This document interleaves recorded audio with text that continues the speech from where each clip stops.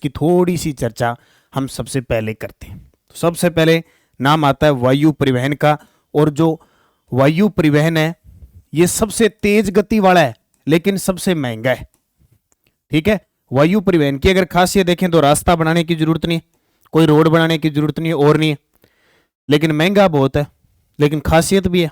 100 मंडल से ऊपर उड़ते हैं हवाई जहाज। आप देखो नहीं, अरे छोटो सो, इतो सो छोटो सो, यानी 100 मंडल है 13 से 15 किलोमीटर, उससे बाहर है। समताप मंडल में हवाई जहाज उड़ते हैं, ये ध्यान रखना, क्योंकि हवाई जहाज उड़ने के लिए मौसम साफ होना चाहिए। और 100 मंडल में बिजली चमकती है, बादल गरजते हैं, बादल बारिश होती है, सब होता है। तो इतना छोटा सा दिखाई देता है, खिलौना सा, कारण कि हमारे से 20 किलोमीटर ऊंचा उड़ता है। तब इड्डोग दिखे, कहते हैं जहाज आ गया, अरे जहाज आ गया। देखा, छोटे होते थे देखते ना, आजकल तो शौक मिट गयो, आप उड़न ला रहे होते आवाम, तो जरूरत ही कौन। वायु परिवहन की बात करें तो सबसे तेज गति का परिवहन, तेज गति का साधन है, तेज गति का साधन है। कई बार तो ऊपर के ऊपर ही ले जाता है, ये भी मजे की बात है, ये भी मजे की बात है, मजे बहुत है इसके अंदर, ऊपर के ऊपर ही ले जाता है, जरूरत नहीं है नीचे आने की। सबसे तेज गति का साधन है, लेकिन सबसे महंगा है, सबसे महंगा भी है। टिकट होती है, देखो मान लो जयपुर से दिल्ली जाना है, अभी 5,000 रुपया लो, तुरंत करवाना है 10,000 रुपये लो। मजे तो बहुत है लेकिन पैसे बहुत लगते हैं। मजे उन लोगों के जिनके पास खूब सारे पैसे हैं, अच्छे घूम लेते हैं। तो सबसे तेज गति का साधन है लेकिन सबसे महंगा साधन है।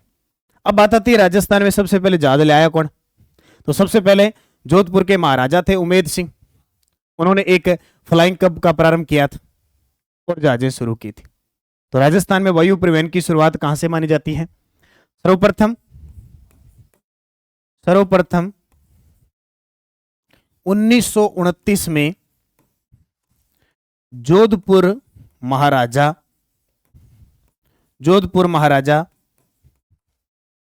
उमेद सिंह द्वारा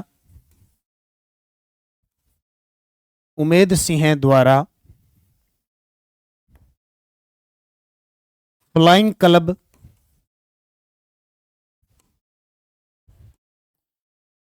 प्रारंभ किया गया। उमेद सिंह महाराजा थे जोधपुर के, उन्होंने फ्लाइंग क्लब प्रारंभ किया था और यही से राजस्थान में वायु परिवहन की शुरुआत मानी जाती है। ठीक है, पहली बार जिसकी शुरुआत है वहीं से मानेंगे। और जैसे 1950 में रेलवे का राष्ट्रीयकरण हुआ, उसी प्रकार भारत में 1953 में वायु परिवहन का राष्ट्रीयकरण हो गया। और वायु परिवहन भी संघ सूची का विषय है, यह भी ध्यान रखना। भारत में 1953 में वायु परिवहन का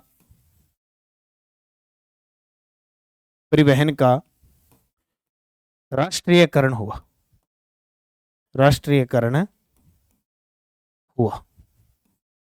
ठीक है, जैसे 1950 में हुआ उसी प्रकार हुआ। अब इसका संचालन कौन करता है? चाहे राजस्थान है, चाहे किसी भी राज्य के जो नागरिक हवाई अड्डे होते हैं, क्योंकि सैन्य हवाई अड्डों का तो रक्षा मंत्रालय करता ही करता है, जो नागरिक हवाई अड्डे होते हैं उनका संचालन कौन करता है?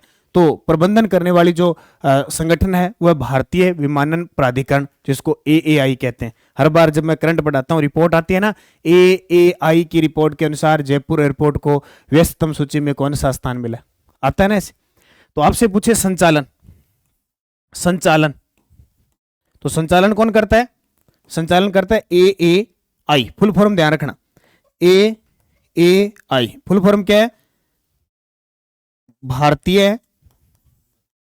भारतीय विमान पतन प्राधिकरण। ठीक है, यह संचालन करता है कौन से हवाई अड्डों का? याद रखना, नागरिक हवाई अड्डों का, नागरिक हवाई अड्डे,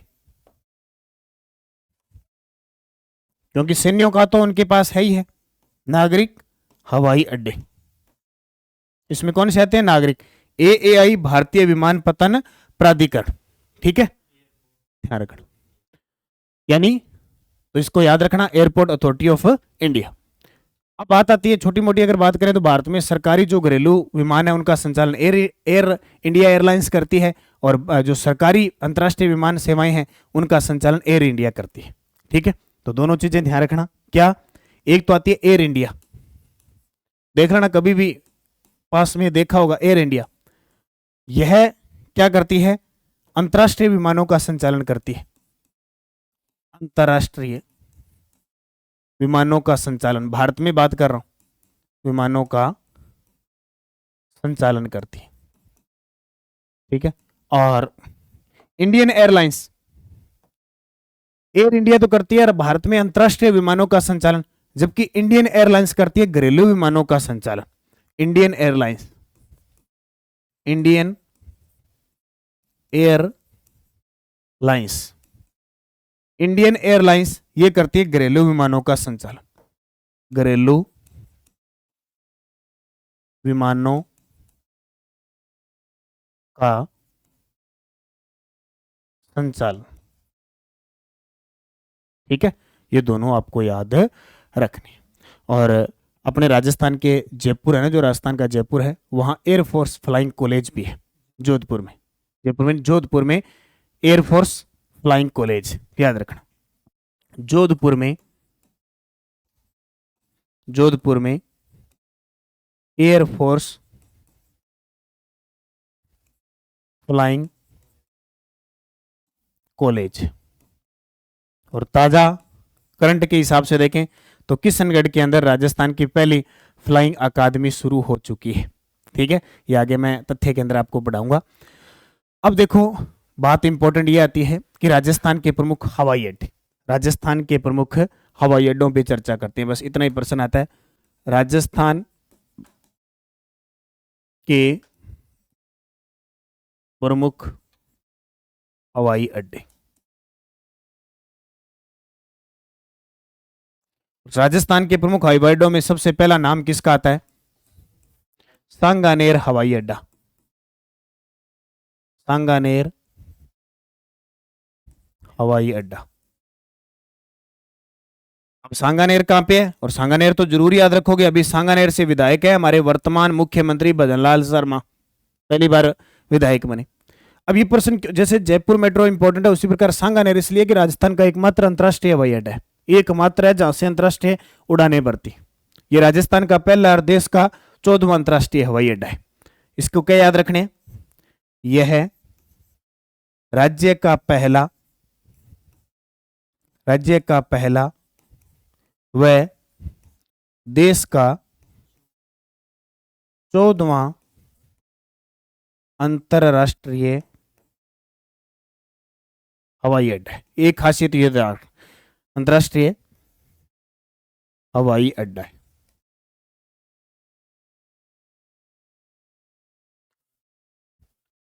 ठीक है, अब पहले हवाई अड्डा तो था ही, इसको अंतरराष्ट्रीय हवाई अड्डे का दर्जा कब मिला? 2005 में अंतरराष्ट्रीय एयरपोर्ट का दर्जा मिला। ठीक है, और पहली उड़ान भरी 2006 में दुबई के लिए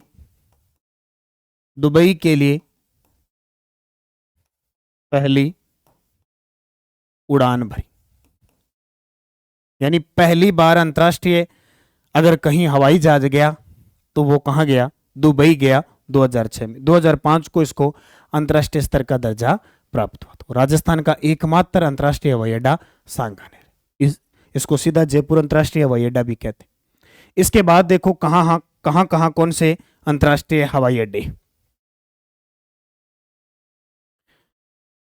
ये देखो, हम राजस्थान के मैप की चर्चा कर लेते हैं साथ साथ में, और इसमें सारे के सारे मैं आपको बताऊंगा।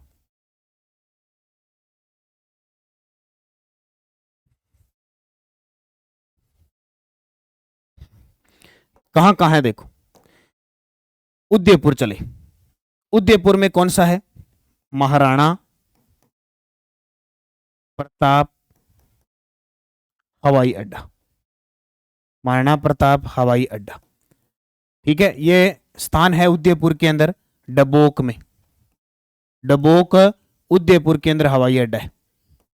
अब उदयपुर के अंदर महाराणा प्रताप हवाई अड्डा है। छोटे हवाई अड्डों में व्यवस्था के मामले में, ग्राहक संतुष्टि में ये पूरे भारत के अंदर टॉप 10 के अंदर रहता है, कभी दूसरा स्थान, कभी पहला स्थान, कभी तीसरा स्थान हासिल करता है। हालांकि अब तक इसको प्रस्तावित किया गया कि अंतर्राष्ट्रीय स्तर का इसे हवाई अड्डा बनाया जाएगा, लेकिन फिलहाल अभी तक बनाया नहीं गया। एक है किशनगढ़ के अंदर। किशनगढ़ कहां पे? अजमेर में। किशनगढ़ हवाई अड्डा, किशनगढ़ हवाई अड्डा, ठीक है, ये बना 2017 में किशनगढ़ हवाई अड्डा बना था। ये प्रश्न पेपर में आता है। इसके अलावा श्री गंगानगर में सूरतगढ़, ये क्या चीज है? एयरफोर्स है सूरतगढ़। बीकानेर के नाल में, बीकानेर का जो नाल अंतरराष्ट्रीय हवाई अड्डा है, ये बीकानेर आ गया, ये श्री गंगानगर आ गया। इसके अलावा जैसलमेर के अंदर है एक, ये जैसलमेर आ गया। एक फलोदी के अंदर है, एक है जोधपुर के अंदर, ठीक है। जोधपुर में जो हवाई अड्डा है उसका नाम है रातानाड़ा, रातानाड़ा हवाई अड्डा। एक है बाड़मेर में उत्तरलाई, बाड़मेर में उत्तरलाई।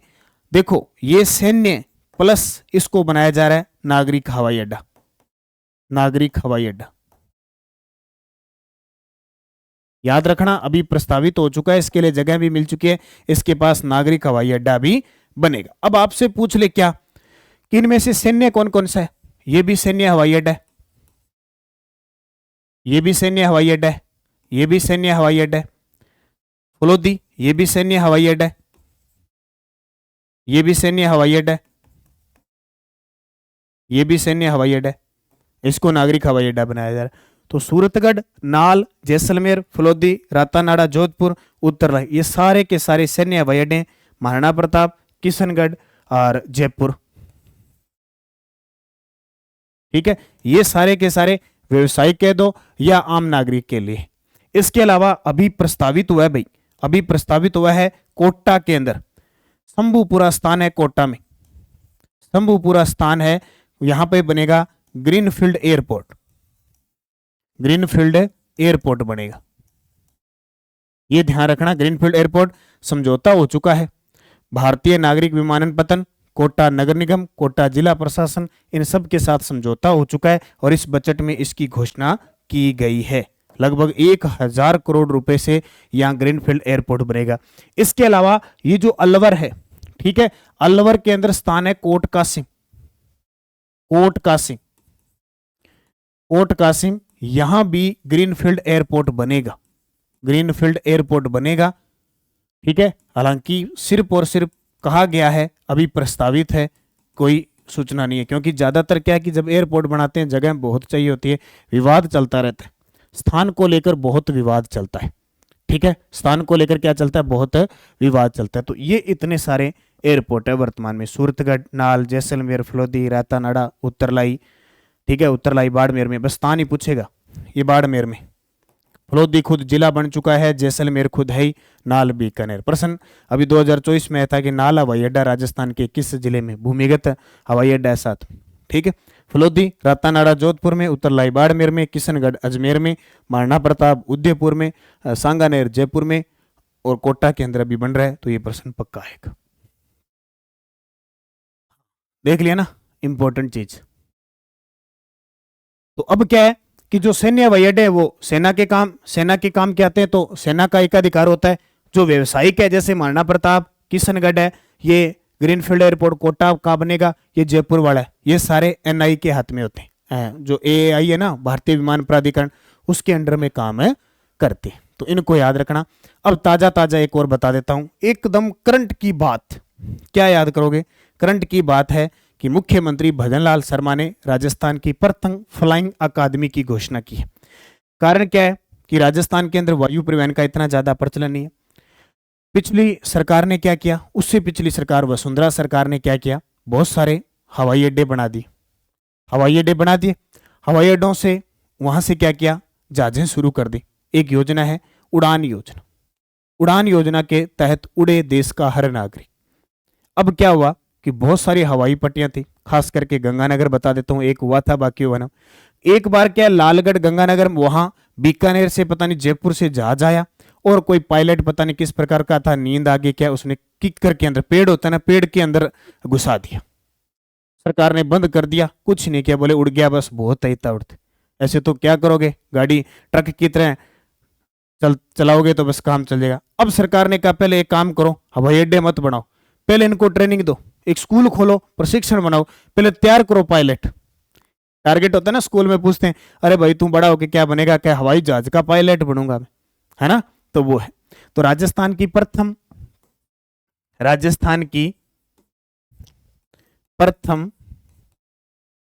फ्लाइंग अकादमी, राजस्थान की प्रथम फ्लाइंग अकादमी कहां स्थापित हुई है, किशनगढ़ में। अभी ताजा उद्घाटन हुआ है किशनगढ़। किशनगढ़ कहां पे है, अजमेर। किशनगढ़ कहां पे है, अजमेर के अंदर। तो राजस्थान की प्रथम फ्लाइंग अकादमी किशनगढ़ में, इसका उद्घाटन अभी ताजा हुआ है 4 अगस्त 2024 को। 4 अगस्त 2024 उद्घाटन मुख्यमंत्री भजनलाल शर्मा के द्वारा। मुख्यमंत्री भजनलाल शर्मा द्वारा इसका उद्घाटन किया गया। ठीक है, अब यहां पे क्या होगा, यहां पे क्या होगा, प्रशिक्षण होगा। यहां पे क्या होगा, प्रशिक्षण होगा, किसका, एयरपोर्ट का। ठीक है, यहां पे क्या है, पायलटों को प्रशिक्षण देंगे, बोले पहले पायलट तैयार करो फिर अब हवाई जहाज उड़ाएंगे, पहले पायलट। तो यह पायलट स्कूल राज्य का पहला उड़ान प्रशिक्षण केंद्र है। तो यहां लिख सकते हैं, यह है फ्लाइंग स्कूल, यह है फ्लाइंग स्कूल राज्य का पहला उड़ान प्रशिक्षण केंद्र है। उड़ान योजना चली थी 2015-16 में, ये बोले उड़े देश का हर नागरिक, है ना, तो इसके तहत ये प्रशिक्षण केंद्र खोल दिया। अभी पहले क्या बनाओ, पायलट तैयार कर लो, पहले क्या कर लो, पायलट। अब बजट 2024 में ध्यान रखना, बजट 2024-25 में, बजट 2024-25 में एक तो आ गया आपका किशनगढ़, कहां गया, एक तो किशनगढ़, किशनगढ़ कहां पे है, अजमेर में। एक आ गया हमीरगढ़, हमीरगढ़ आ गया भीलवाड़ा में। ठीक है, किशनगढ़, अजमेर, हमीरगढ़, भीलवाड़ा और झालावाड़ में, झालावाड़ में फ्लाइंग स्कूल की स्थापना होगी। और इसकी शुरुआत हो चुकी है, अभी इसकी शुरुआत हो चुकी है, किससे, किशनगढ़ से शुरुआत हो चुकी है।